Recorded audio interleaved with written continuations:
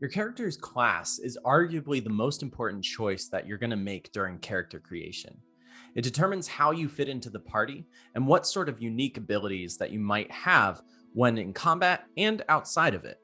It determines whether you're a hardy warrior, a quick-witted spellcaster, or a sneaky thief. Hi, I'm Ian, and welcome back to D&D Cram School. In this episode, we're going to be exploring your character options for class and explaining them as concisely and quickly as we can to give you a basic understanding of how they work.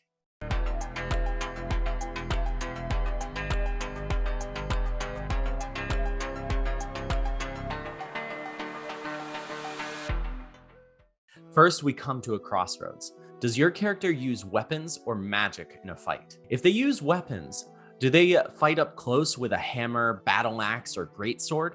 Or do they snipe from a distance with some bolts or arrows? If you want an up-close character, you're probably looking at barbarian, monk, fighter, or paladin. Barbarians are arguably the easiest class to play in the game.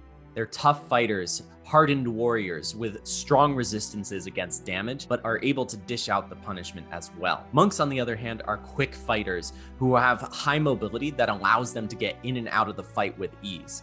They are also proficient in unarmed strikes, which means they don't need a weapon to deal their damage. And paladins are well-armored weapons users that combine their attacks with magic in order to deal a lot of damage and hamper their enemies with conditions. Of course, the weaknesses with all three of these options is that they don't have really good long-ranged attacks to balance out certain encounters. Fighters are going to be the ones that bridge this option for us. You see, fighters can be built to be tough melee weapons users like barbarians or paladins, which allows them to dish out a lot of damage up close, but they can also specialize in light armor and pick up a crossbow or a longbow to deal damage from a longer range. Another great ranged option is the rogue. Rogues are clever with their weapons, and as long as an ally is within range or they have advantage on the attack, they can deal extra damage called sneak attack once per turn. This lets them be really good at sniping from a long range with a short bow from the bushes or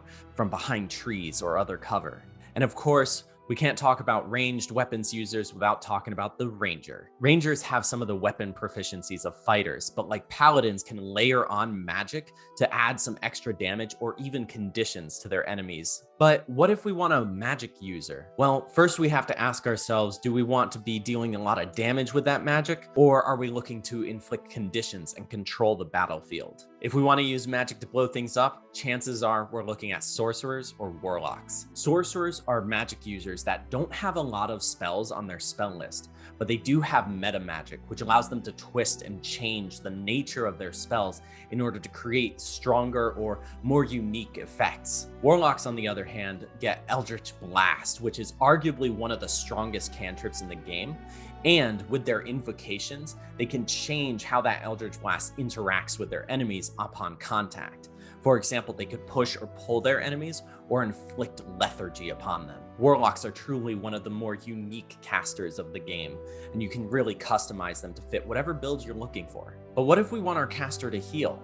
Well, that brings us to the Bard, Druid, and Cleric. Bards are supportive musicians and inspire their allies with a little bit of extra help to make that attack or saving throw really count. They can also mess with the opponent's mind and inflict certain conditions upon them. Like the rogue, bards have specialties that will also help them a great deal outside of combat. Clerics are powerful casters that not only heal effectively, but can deal different kinds of damage. On top of that, clerics get at least medium armor proficiencies, which help toughen them up compared to other casters on this list. This means that they can maintain concentration on their spells and take a lot of punishment from somebody that might be focusing them during the fight. Druids, on the other hand, are nature casters that can manipulate the battlefield of their opponents as well as heal their allies in a tough pinch. They also have wild shape, which allows them to shapeshift into different animals and beasts that they've seen on their journeys.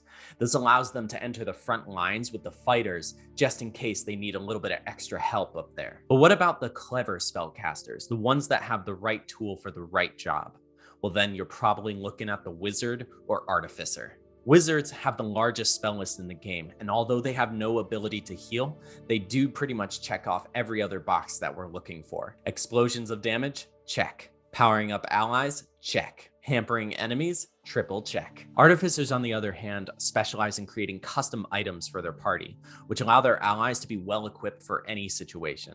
If your fighter needs a magic sword or your rogue needs a blink back dagger that allows them to teleport to its thrown location, the artificer is probably going to be your best bet. The nice thing about D&D is that you can talk to your DM and figure out the right multi-classing option where you can dip into 2 different classes or more to create exactly what you're looking for. So that's the quick rundown of each major class in 5th edition Dungeons and Dragons. Which one sounds most interesting to you? To be honest, I'm really partial to the Warlock and Sorcerer. I really love dealing damage with my spells, and I love the customizability of metamagic and invocations. Next, we're going to be talking about character backgrounds and how that impacts the character's story in the past as well as going forward in the campaign. Until then, remember to like and subscribe for some more easy tips for your tabletop adventures. I'll catch you guys next time.